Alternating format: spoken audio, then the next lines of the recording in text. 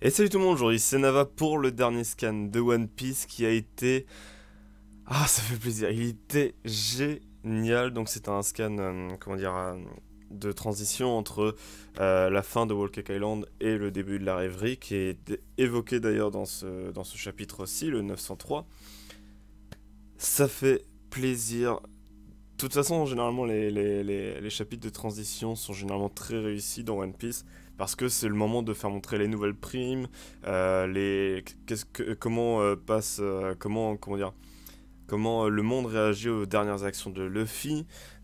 Donc franchement, généralement, c'est très bien ces scans-ci. Et là, encore une fois, on a un scan de fou furieux qui nous donne plein d'infos, plein de choses intéressantes, que ce soit sur Sanji, sur Luffy notamment, évidemment, sur Luffy, et etc. Donc franchement, c'est ultra intéressant. Donc on va se pencher là-dessus. Déjà, première chose à noter, c'est Sanji qui voit sa prime évidemment augmenter. Et plusieurs choses est à dire sur Sanji. Premièrement, sa prime a été augmentée à 330 millions. Sachant que celle de Zoro apparemment est de 320 millions si on se souvient bien, ça a été d'ailleurs évoqué dans le scan, donc il dépasse Zoro pour l'instant. Sachant que très probablement Zoro va avoir sa prime augmentée après l'arc Wano Kuni. Donc voilà, première chose. Ensuite, seconde chose, Sanji a reçu, de la part de Niji, a reçu son raid suite. Son raid suite, si vous préférez. Son raid suite, voilà. Euh, c'est hyper intéressant parce que ça veut dire que même si là Sanji ne veut absolument pas le mettre parce qu'il dit oui je suis pas un Vinsmoke, je n'ai rien à voir avec le Germain, etc. C'est quand même quelque chose de très important parce que évidemment qu'il va l'utiliser à un moment ou à un autre. Ça va être le fameux power-up de Sanji qu'on va tous attendre impatiemment parce qu'on veut tous le voir dans sa tenue de combat. J'espère qu'elle sera classe et je suppose qu'on va la voir lors de Wano Kuni, lors de peut-être d'un combat contre l'un des, comment dire, des calamités merde, je crois plus son nom, euh, Kaido, voilà. C'est donc l'un des calamités de Kaido. Donc très probablement qu'on la verra là, sa tenue, parce que il a voulu l'acheter, mais Luffy a dit qu'il allait la garder, donc très probablement qu'à un moment dans Wano Kuni, on va le voir utiliser. Et si c'est pas Wano Kuni, ce sera plus tard, mais on va forcément voir Sanji dans son red suit. Donc j'espère que il sera stylé et que le moment où il va apparaître dans cette tenue-là sera très classe. Seconde chose intéressante avant de passer sur Luffy, c'est que Nami a gardé Zeus. Et ça, c'est ouf, parce que du coup, même si on pouvait s'en douter lors de la fin d'arc de Whole Cake Island, qu'on avait vu que Zeus avait quand même une certaine attirance par les petites boules électriques là, de Nami, euh, on pensait qu'il allait peut-être venir, peut-être pas, on savait pas trop, est-ce qu'il allait rester avec Bimon ou quoi, et au final, il a élu domicile dans le l'arme de Nami, qui du coup Zeus fait partie de l'équipage indirectement et ça promet d'être vraiment génial. C'est vraiment très cool. Moi j'apprécie énormément que Zeus soit parmi l'équipage comme ça parce que c'est trop bien. C'est trop bien, un ami, un familier, c'est génial. Je trouve ça vraiment trop bien quoi. Et ça peut ouvrir encore une fois la voie sur un panel de combos que pourra faire Nami. Nami, encore une fois, a indirectement du coup aussi un level up grâce à ça. Et ça, c'est très cool. Et là, vient la chose très intéressante du scan.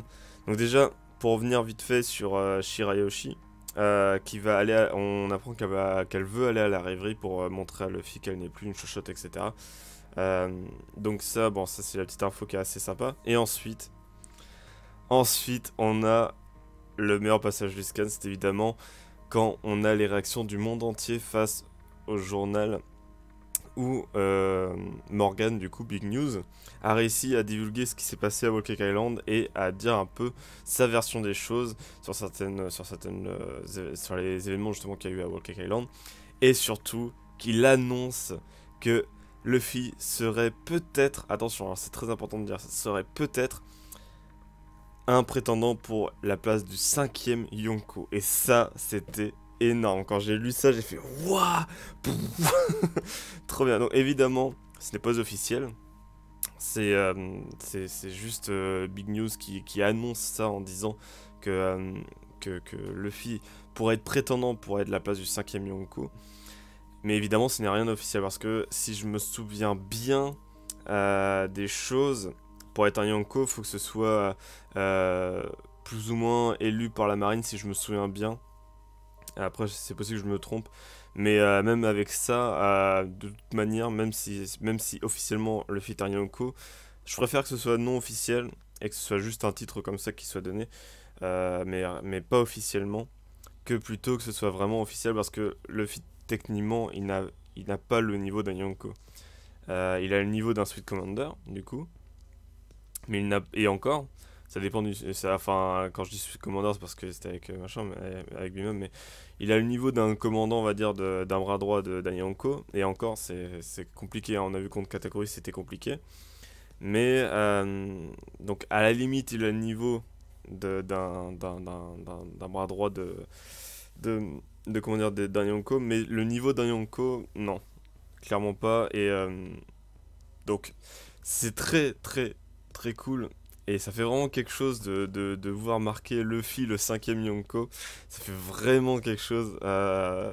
Sachant qu'en plus, il a aussi, donc ça a été, Big News a aussi dit dans le journal que maintenant Luffy avait sa propre flotte de 5000 hommes.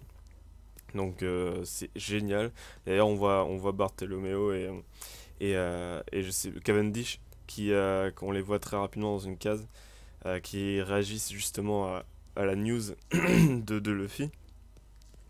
Et bref, tout ça c'était très cool à voir. On revoit Crocodiles, on revoit notamment le capitaine Kobe, il me semble que ça avait déjà été dit qu'il était devenu capitaine. Je sais plus très sûr, mais il me semble que ça avait déjà été dit qu'il était devenu capitaine. Mais en tout cas, c'est très cool. On revoit Kobe qui a développé son acquis de l'observation. On avait vu déjà à Marineford qu'il avait un acquis assez développé lors de la bataille, justement sur l'observation. Et là, apparemment, il s'est très entraîné sur le acquis de l'observation. Et, et du coup, il a l'air d'être extrêmement puissant maintenant grâce à l'acquis de l'observation. Est-ce qu'il s'est tellement entraîné pour il puisse voir dans le futur comme Katakuri? Ça, seul l'avenir nous le dira. Personnellement, je pense pas qu'il soit encore arrivé à ce niveau-là, mais je pense qu'il doit s'en rapprocher pas trop mal. Si Luffy arrive à faire ça maintenant, Kobe doit être dans les alentours. Franchement, je pense que ça devrait pas être très loin, quoi. Donc voilà, on voit notamment aussi le lieutenant du coup, elle-même qui est juste à côté. Donc franchement c'est très cool de les revoir, on voit qu'ils protègent du coup les personnes, comment dire, les notoriétés, enfin les personnes très célèbres qui vont aller à la rêverie justement. Ça c'est très cool de revoir Kobe, etc. Ça c'était vraiment un passage que j'ai bien aimé. Aussi, chose intéressante, Luffy a été nommé chef, enfin en gros le cerveau de l'attentat qui a été fait sur Big Mom pour l'attentat, enfin la tentative de meurtre d'assassinat pardon sur Big Mom.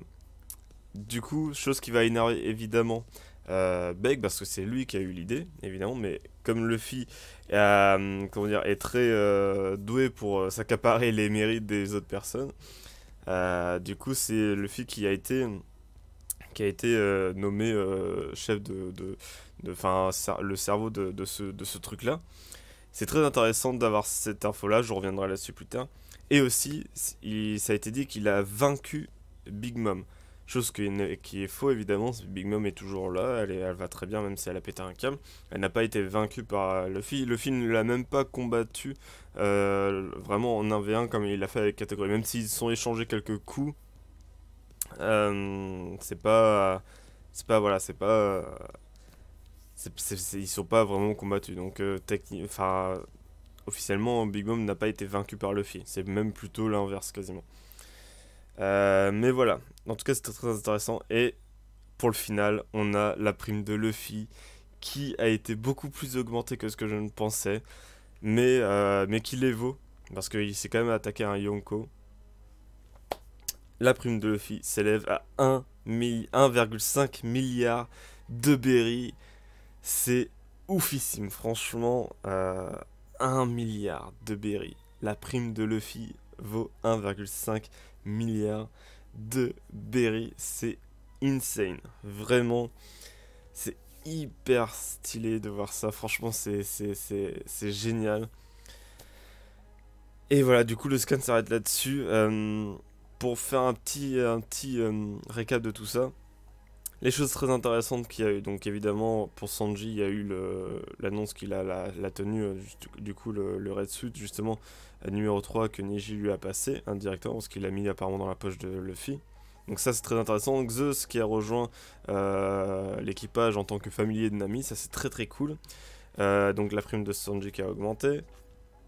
L'annonce que Luffy serait peut-être un prétendant pour la 5ème place enfin pour devenir Yonko, ça c'est intéressant, énorme, enfin c'est très très intéressant parce que les gens vont forcément croire que du coup Luffy, même si c'est pas officiel, va forcément croire que Luffy est devenu un Yonko. Donc au niveau de la réputation de Luffy dans le monde, va énormément changer vis-à-vis de ça parce qu'il s'est attaqué à un Yonko et même le journal explique qu'il serait prétendant à la 5ème place d'un Yonko. Donc les gens vont forcément avoir des quiproquos, je pense, et vont forcément penser que Luffy est officiellement un Yonko.